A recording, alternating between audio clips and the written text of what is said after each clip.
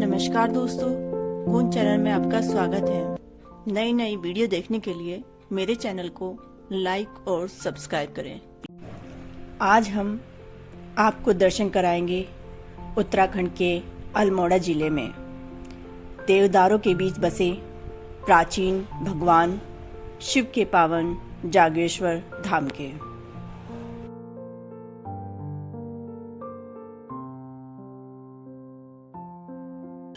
उत्तराखंड का सबसे प्राचीन धाम, सबसे ज्यादा दिव्यता वाला धाम, भगवान शिव का धाम, जागेश्वर धाम। आइए आपको दर्शन कराते हैं भगवान जागेश्वर धाम के, जहां पर भगवान भोलेनाथ स्वयंभू विराजमान है और उनकी कृपा यहाँ के भक्तों को प्राप्त होती रहती है। ये चारों तरफ आप देख सकते हैं, इन प्राकृतिक वादियों के बीचों बीच में भगवान जागेश्वर भगवान भोलेनाथ का एक अनुपम धाम बना हुआ है। अपनी नैसर्गिक सुंदरता से परिपूर्ण ये धाम अपने भक्तों को हमेशा यहाँ बुलाने के लिए ललायत करता है। आइए आपको दिखाते हैं इसकी दिव्यता और इसकी भव्यता।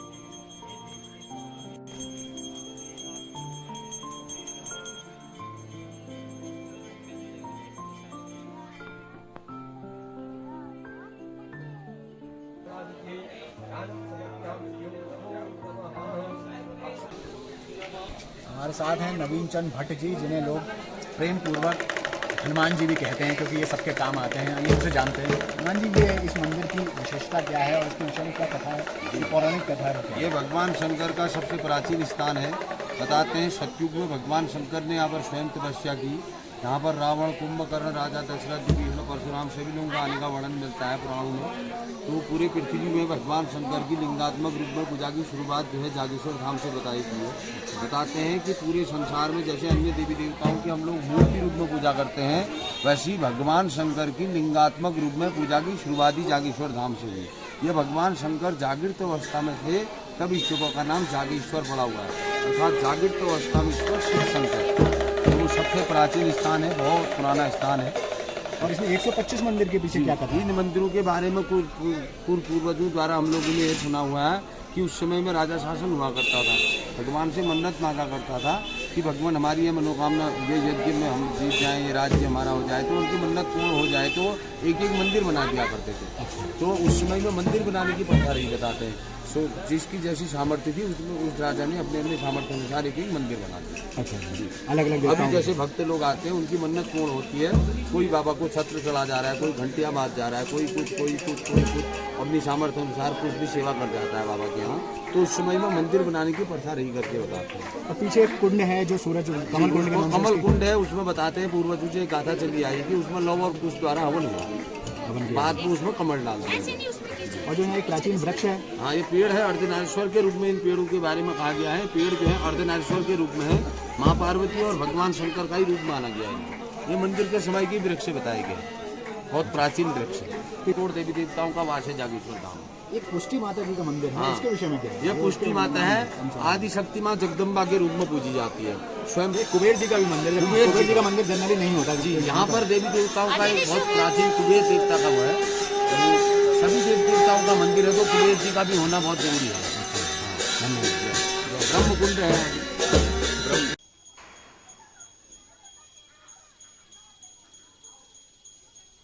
ये जो कुंड आप लोग देख रहे हैं, ये कमल कुंड के नाम से यहाँ विख्यात है। और इसके बारे में कथा ये है कि जब लवकुश ने भगवान श्री राम यानी अपने पिताजी से युद्ध किया था, और तब तक उन्हें पता नहीं था कि उनके पिता हैं, और जब उन्हें पता हो गया तो उन्होंने अपनी मन को संतोष देने के लिए, यूँ कहें कि माफ़ी मांगने के लिए, प्रायश्चित करने के लिए इस कुंड में यज्ञ किया था। इसलिए आज ये कुंड का स्वरूप हो गया है। इसमें कमल उगते हैं, इसलिए इसको कमल कुंड भी कहा जाता है। नीचे आओ। ये पुरातत्व संस्थान यानी कि आर्कियोलॉजिकल सर्वे ऑफ इंडिया का एक म्यूजियम जागेश्वर धाम मंदिर के बिल्कुल पास में स्थित है। और यहाँ अंदर फोटोग्राफी की इजाज़त नहीं है, लेकिन हम फिर भी हम आपको ये बता देते हैं कि यहाँ पर बहुत ही दुर्लभ मूर्तियों का एक नायाब संग्रह है। यहाँ पे तमाम देवी देवताओं की मूर्तियाँ हैं, वो मूर्तियाँ जो कहीं ना कहीं मंदिर में लगी हुई थी कुछ समय पहले और खंडित होने के बाद उनको यहाँ लाकर स्थापित कर दिया गया है, तब रख दिया गया है म्यूजियम की शेप देकर। उन्हें शीशे के एक बॉक्स के अंदर रखा गया है ताकि लोग उसको देख सकें और उनकी महिमा को जान सकें। ये खास बात ये है, इसलिए ये म्यूजियम बहुत ज़्यादा बड़ा नहीं है, लेकिन फिर भी यहाँ जो मूर्तियाँ हैं वो सचमुच मन को संतोष देने वाली हैं। वो उनको देखते ही मन में प्रणामों के भाव आ जाते हैं। यानी कि आप अगर वैसे समझेंगे तो जागेश्वर के बगल में जो म्यूजियम है उसमें भी मंदिर की पॉजिटिव एनर्जी है। यहाँ आकर भी प्रणाम की मुद्रा स्वमेव बन जाती है। ये खास बात है आर्कियोलॉजिकल सर्वे ऑफ इंडिया के इस म्यूजियम के अंदर। प्राचीन मंदिर है जागेश्वर जी, और उसकी क्या कथा है? जी, ये 7वीं 8वीं सदी के मंदिर हैं जी। ये 12 ज्योतिर्लिंगों में आते हैं। 8वां स्थान इनका है। इनको नागेश्वर भी कहते हैं और जागेश्वर भी कहते हैं। जागेश्वर कहते हैं जागृत रूप इनका है, और नागेश्वर कहते हैं भगवान शंकर जी के गले में नाग देवता हमेशा विराजमान रहते हैं, इसलिए इनका नाम नागेश्वर है। और दारुबन में निवास करते हैं। दारुबन कहते हैं देवदार के फर्स्ट को। जी, देवदार के जो वृक्ष हैं उनके बीच में जो मंदिर उनके बीच में है वो ज्योतिर्लिंग की मान्यता है। अष्टम ज्योतिर्लिंग ये हैं। अच्छा, यहाँ पे छोटे छोटे मंदिर हैं, ये किन किन के? जी, ये 108 भोलेनाथ के मंदिर हैं। 70 मंदिर अन्य देवी देवताओं के हैं। 125 मंदिरों का समूह है। तो कहते हैं कि राजा महाराजाओं की मनोकामना पूर्ण होती थी, एक मंदिर बनवाते थे वो। और ज्योतिर्लिंग जो है पूरे भारत में 12 ज्योतिर्लिंग है जिनकी उत्पत्ति स्वयं होती है, उनको ज्योतिर्लिंग कहते हैं। तो ये जो ज्योतिर्लिंग है ये स्वयंभू लिंग है, जमीन से जिनकी उत्पत्ति स्वयं होती है उनको ज्योतिर्लिंग कहते हैं।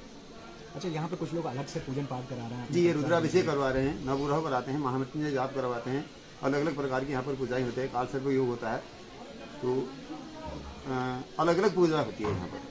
क्या विधान है मतलब इसका करने का, और लोगों को क्या उससे मानता है? जी, ये जागृत रूप इनका होने से यहाँ का नाम जागेश्वर पड़ा है। जिसकी मनोकामना कहीं पूर्ण नहीं होती इसकी जागेश्वर धाम में होती है। तो लोग यहाँ पर शिवार्चन करते हैं, पार्थिव पूजा करते हैं, रुद्राभिषेक करवाते हैं अपनी अपनी मनोकामना के लिए। यहाँ एक वृक्ष देखा हमने जो काफी प्राचीन। जी, वो प्राचीन शिव और पार्वती का रूप है उनका। जैसे अंदर ज्योतिर्लिंग का रूप है, माता पार्वती के साथ है भोलेनाथ, वैसी वो पेड़ का रूप भी है और उनकी पूजा होती है सुबह शाम। और यहाँ पे और जो छोटे छोटे मंदिर हैं जैसे सूर्य मंदिर है या और नागेश्वर मंदिर आपने बताया, माता जी के मंदिर है, हाँ, वो कितने मंदिर हैं? तो 70 मंदिर अन्य देवी देवता, हनुमान जी हैं और कुबेर जी हैं, केदारनाथ जी हैं और सूर्य मंदिर है, नीलकंठ है। तो ये भगवान शंकर जी के 108 नाम वहीं आते हैं। जैसे ये जो आप मेरे पीछे देवदार का वृक्ष देख रहे हैं, ये तकरीबन 400 साल से भी ज़्यादा पुराना है। अभी हाल ही में करीब कुछ साल पहले आर्कियोलॉजिकल सर्वे ऑफ इंडिया ने इसकी जांच की थी और ये पता लगाया कि ये कितना पुराना है। तब पर जाकर पता लगा कि ये सबसे प्राचीन पेड़ों में से एक है जो कि जागेश्वर मंदिर धाम के प्रांगण में स्थित है। ये आप देख सकते हैं कितनी ऊंचाई का पेड़ है और कितना पुराना, और कितना इसका तना भी देख सकते हैं कितना मोटा है। और इस पर जो छाल है वो भी एक अलग तरीके की है। इसकी छाल भी जो आम वृक्षों की नहीं होती। आप ध्यान से देखेंगे इसको, इसकी ब्रांचेस देख लीजिए आप, जितनी लताएं हैं, जितने इसके तने हैं, वो सब अलग अलग ढंग के हैं निकले हुए। इसको थोड़ा काट छाट की गई है क्योंकि ये बहुत घना हुआ करता था, लेकिन अब ये चूँकि प्राचीन है इसलिए धरोहर के रूप में यहाँ पर संरक्षित है जागेश्वर धाम मंदिर के प्रांगण में। ये थे हरीश जी जो हमें ये बता रहे थे कि इस मंदिर में जितने भी छोटे छोटे मंदिर हैं वो अलग अलग देवी देवताओं के हैं, और वो सारे मान्यता वाले मंदिर, सारे प्राचीन मंदिर हैं। इस प्रांगण में आकर आपको उन सारे मंदिरों के दर्शन हो जाते हैं, उन सभी भगवानों की कृपा प्राप्त हो जाती है। ये है जागेश्वर मंदिर का धाम, जिसके प्रांगण में सभी तरह के मंदिर, सभी तरह के भगवान विराजमान हैं, और यहाँ आने से लोगों को अपने कष्टों से मुक्ति अवश्य मिलती है। आप भी यहाँ आइए और जागेश्वर भगवान के दर्शन करिए। ये है दंडेश्वर महादेव जी का मंदिर जो कि जागेश्वर धाम शिव मंदिर से थोड़ा सा पहले है। अगर आप पूर्व की तरफ चलते हैं या अल्मोड़ा की तरफ से आते हैं तो बीच में पड़ता है ये, इसके बाद जागेश्वर धाम मंदिर पड़ता है। आप पौराणिक कथाओं के अनुसार देखें तो कई कथाएं कही जाती हैं कि भगवान भोलेनाथ के भक्त थे कुबेर जी, और कुबेर जी भगवान भोलेनाथ जी जिसके लिए भी कहते थे कुबेर जी उसे धनी बना देते थे। इस तरह की कथाएँ कई सारी प्रचलित हैं। और मंदिरों में आप देखेंगे तो कहीं पर भी आपको कुबेर जी की मूर्ति देखना, कुबेर जी की प्रतिमा देखना बहुत मुश्किल हो जाता है, लेकिन यहाँ पर कुबेर जी की प्रतिमा हर जगह है।